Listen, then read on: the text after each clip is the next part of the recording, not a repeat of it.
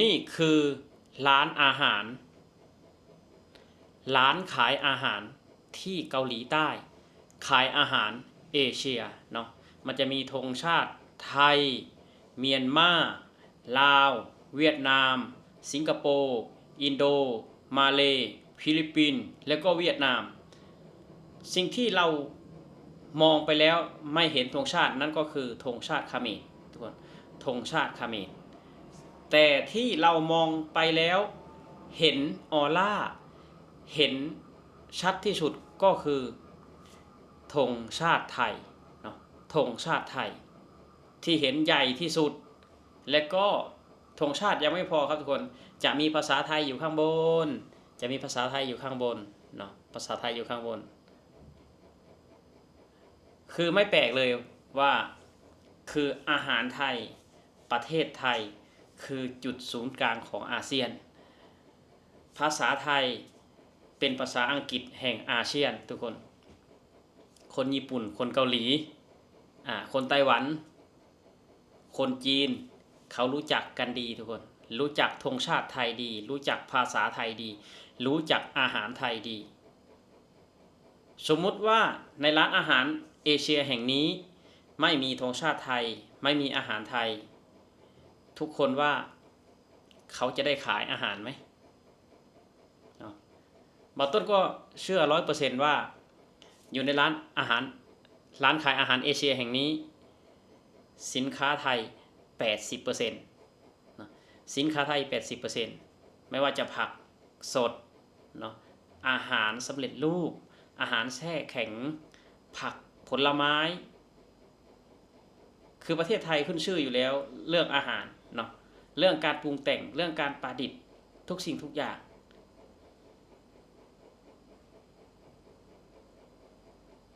ทำออกมาได้หมดเนาะและก็มีชื่อเสียงมีหน้าตาน่ารับประทานมีรสชาติที่กลมกล่อมกินได้ทุกประเทศอยู่ในโลกใบนี้เนาะมีทุกรสชาติมีทุกรูปแบบคือร้านอาหารของไทยเนี่ยนะทุกคนร้านอาหารของไทยอยู่ในเกาหลีนี่เยอะมากโดยเฉพาะกรุงโซลของเกาหลีใต้เยอะจริงๆเนาะไม่ว่าจะอาหารไทยอาหารอีสานที่มีรสชาติจัดจ้านขายแบบมาต้นพูดไม่เป็นทุกคนขายแค่แบบไหน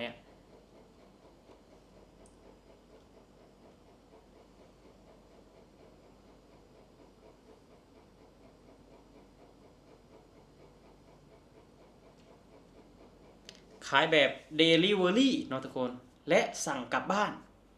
คือมีหมดทุกคนมีหมดเนาะนี่มีร้าน Amazing หนองคายด้วยทุกคนมีร้าน Amazing หนองคายเนาะ Amazing หนองคายตั้งอยู่ในย่านฮงแด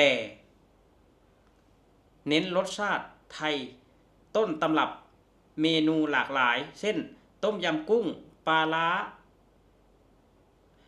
และผัดไทยเป็นที่ชื่นชอบของทั้งคนไทยและคนเกาหลีไม่แปลกทุกคนที่คนเกาหลีญี่ปุ่นรู้จักอาหารไทยเนาะ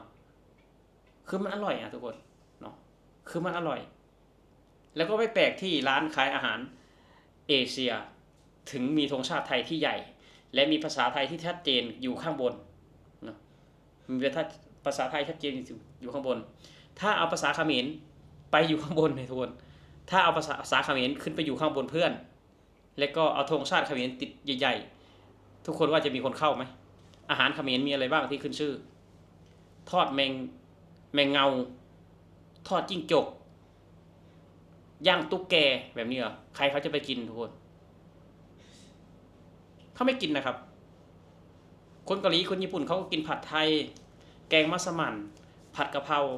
ส้มตำไก่ย่างน้ำตกโดยเฉพาะส้มตำนี่ต่างประเทศชอบมากไม่ว่าแต่เกาหลีญี่ปุ่นฝรั่งมังค่า ฝรั่งเศสอังกฤษออสเตรเลียเขาชอบกินส้มตำครับส้มตำที่ขึ้นชื่อก็คือส้มตำไทยส้มตำของประเทศไทยคือเพราะว่าส้มตำของประเทศไทยมีหลากหลายทุกคนมีหลากหลายมีหลากหลายก็ย้อนกลับมาว่าคนไทยเป็นคนที่ชอบปรุงแต่งชอบดัดแปลงคือแต่ก่อนนะส้มตำบ้านบ่าวต้นก็คือมีส้มตำปูปลาร้าอย่างเดียวส้มตำปูปลาร้าอย่างเดียวคือตอนนี้ก็คนไทยเขาก็ดัดแปลงออกมาตำข้าวโพดตำหน่อไม้ตำสับปะรดตำอะไรหลายๆอย่างเป็นร้อยๆตำทุกคนเป็นร้อยๆตำถ้าเราเข้าไปในร้านที่ขายตำนี่นะเป็นร้อยๆเมนูแต่ก่อนคือบ่าวต้นยังไม่มาประเทศไทยบ่าวต้นรู้จักแต่ตำปูปลาร้าตำต้องใส่ปลาแดกใส่ปลาร้าแค่นั้นเพราะฉะนั้นแล้วอาหารพวกนี้คือมันมีหลากหลาย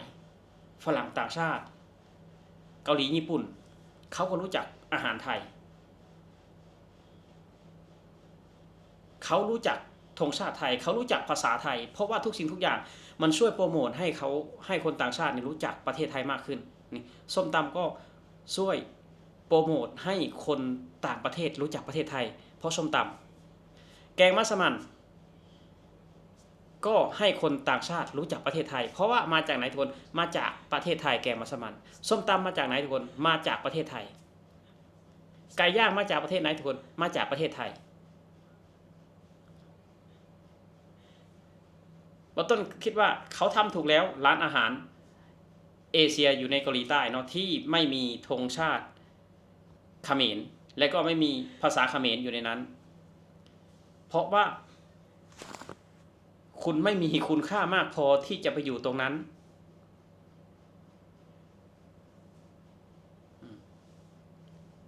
คือเอาภาษาไทยไปมันถูกแล้วเอาธงชาติไทยไปถูกแล้วถ้าเปรียบเป็นยุโรปก็ถ้าเปรียบเป็นยุโรปก็ประเทศไทยเปรียบเหมือนอังกฤษนะครับเป็นศูนย์รวมเป็นศูนย์รวมของภาษาคือภาษาไทยเนี่ยลาวจะคุยกับเขมรก็พูดภาษาไทยลาวจะคุยกับพม่าก็พูดภาษาไทยนี่แหละคือภาษาไทยเป็นภาษาอังกฤษแห่งอาเซียนคือทุกสิ่งทุกอย่างเพอร์เฟกต์หมดทุกคนไม่ว่าอาหารไม่ว่าภาษาไม่ว่าธงชาติมันเพอร์เฟกต์หมดในประเทศไทยถ้าเป็นของไทยคนอินโดคนมาเลคนอะไรเขารู้จักอาหารไทยอาหรับแขกอินเดียรู้จักอาหารไทยรู้จักประเทศไทยถ้าเอาธงชาติเขมรไปแปะไว้ตรงทางเข้าร้านเขาจะบอกว่านี่ธงชาติอะไรเขาไม่รู้นะบางคนเขาไม่รู้นะทุกคนต่างประเทศเขาไม่รู้นะว่าธงชาติอะไรธงชาติเขมรเขาไม่รู้นะบางคนเขาไม่รู้ถ้าธงชาติไทยเขารู้แน่นอนรู้แน่นอน100%นี่คือเรื่องราวที่มันเกิดขึ้นทุกคนว่าทำไมร้านอาหารเอเชียในเกาหลีใต้ถึงเอาธงชาติไทยไปแปะเป็นธงชาติที่ใหญ่ที่สุดแล้วก็มีภาษาไทยอยู่ข้างบนก็เพราะเหตุนี้ที่เบาต้นพูดมานั่นแหละทุกคนคือทุกสิ่งทุกอย่างคือเขารู้จักประเทศไทยคือร้านอาหารร้านขายอาหารแห่งนี้สิ่งที่ดึงดูดลูกค้าเยอะที่สุดก็คือภาษาไทยกับธงชาติไทยเนาะเพราะฉะนั้นแล้วสาวเขมรจงเข้าใจอย่าโวยวายอย่าโวยวายว่าไม่มีธงชาติประเทศคุณเพราะว่ามันไม่มีคุณค่ามากพอที่จะคนจะรู้จักธงชาติเขมรฝากไว้ให้คิดครับผม